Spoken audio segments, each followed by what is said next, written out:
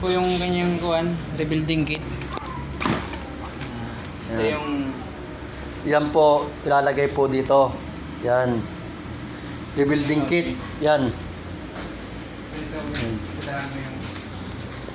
Ito po yung laman loob niya.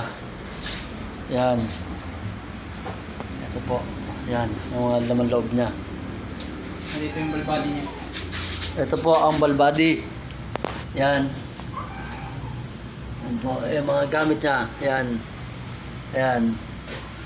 Nakaayos po yan. Yan. So ito. Mga kanya. Yan. Ang kakabit natin. Yan.